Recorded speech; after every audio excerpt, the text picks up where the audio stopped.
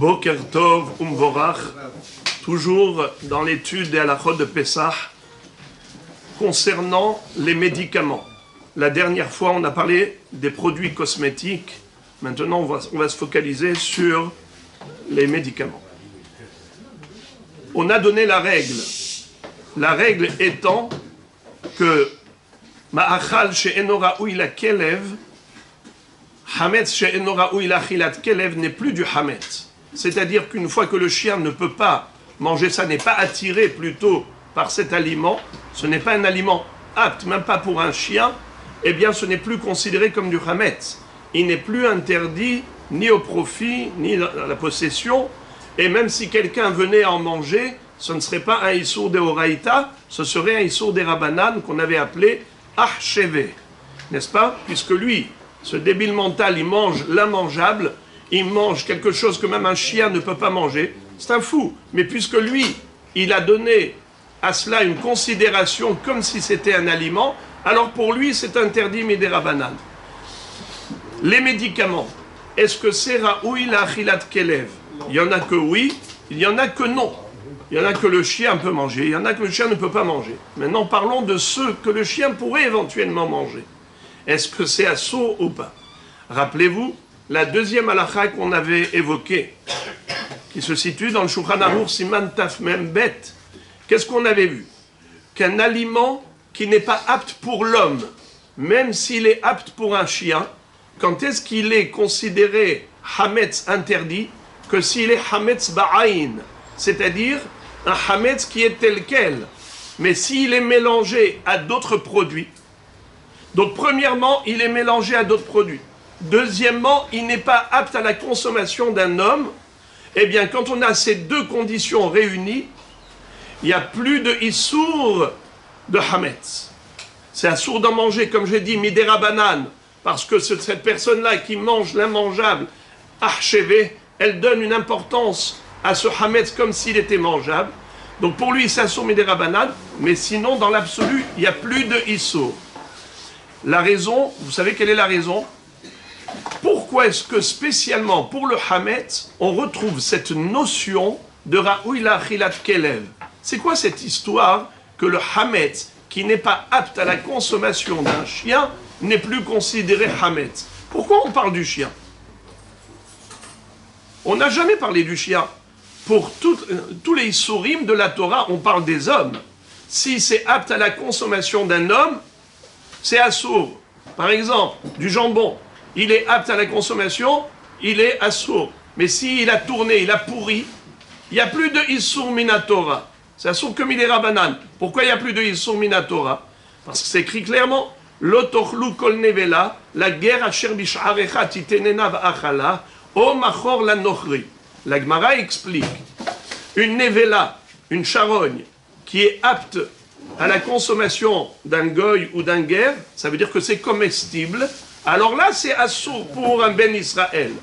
Mais si la viande est la pourrie et que même un guerre toshav ne peut pas manger cela, alors il n'y a même plus de issour pour le juif.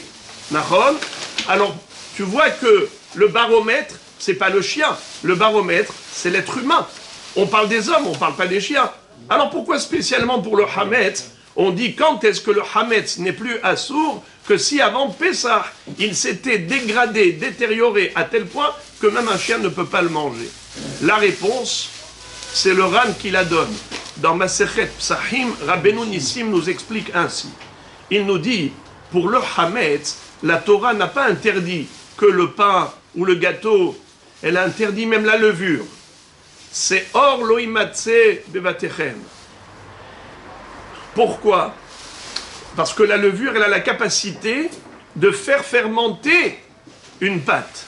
Alors c'est vrai que la levure elle-même n'est pas mangeable, mais elle a la capacité à faire fermenter une autre pâte.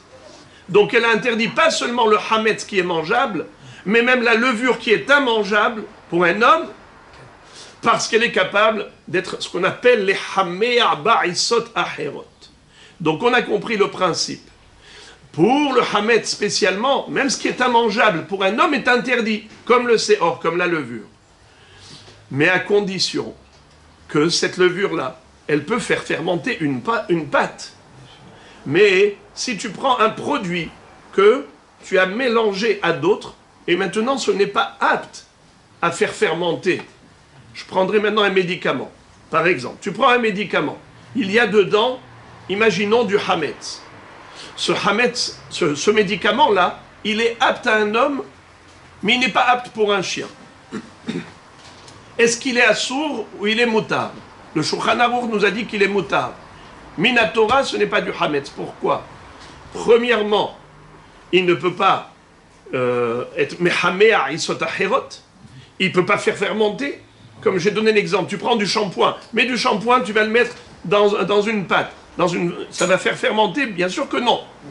Alors ce n'est pas apte à faire fermenter une pâte. Deuxièmement, ce n'est pas apte à la consommation de l'homme.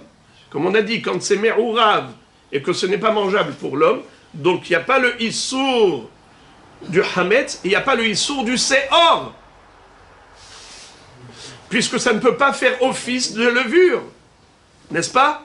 Voilà la raison pour laquelle les médicaments, s'ils ne sont pas aptes à un homme, même s'ils étaient aptes à un chien, ils sont permis, puisqu'ils ne peuvent pas faire fermenter une pâte. Alors, dans le Yalkut Yosef, il dit que si on peut demander au docteur de nous prescrire un traitement médical qui est complètement exonéré de hametz, où il n'y a pas du tout de hametz, c'est mieux, c'est préférable. Mais sinon, dans l'absolu, c'est moutard. Et le Hazon Ish dit qu'il n'y a même pas le issour de acheve, même si c'est un traitement par voie buccale. Tu prends par exemple du Doliprane en France, Acamol en Israël, tu l'avales. Imaginons qu'il y avait dedans du hametz. Il dit ça s'appelle pas acheve. Il n'y a pas le problème qu'on a dit tout à l'heure, le fou là qui mange l'immangeable. Parce que lui, ce monsieur, quand il avale les comprimés, c'est pas pour manger, c'est pour avaler, c'est pour les introduire dans son corps comme une intraveineuse, comme un suppositoire. C'est juste pour que ça rentre dedans et que ça puisse faire l'effet curatif, pour guérir, pour soigner. Mais c'est pas du tout pour manger. Un homme, il prend pas des comprimés parce qu'il a envie de manger, parce qu'il a faim. Il prend ses comprimés juste pour pouvoir se soigner. Alors ça s'appelle même pas qu'il a considéré comme un aliment comestible. Il n'y a pas le problème de considération que les Hachamim ont interdit. Donc dans l'absolu, si quelqu'un a besoin d'un traitement médical, alors si ce n'est pas mangeable pour un homme, ce n'est pas quelque chose qui est comestible, puisque c'est mélangé, il n'y a pas de besoin de cachoute, sauf l'enrobage, ce qu'on appelle l'excipient. Je ne parle pas de l'agent actif, je parle de l'excipient. L'enrobage, là il faut faire attention. Si c'est dragéifié, il y a du dragé, alors le sucre qui est autour, il faut voir si ce n'est pas à base de glucose de céréales. Il y a deux sortes de glucose. Il y a du glucose à base de céréales, il faut faire attention. Là, il faut faire attention.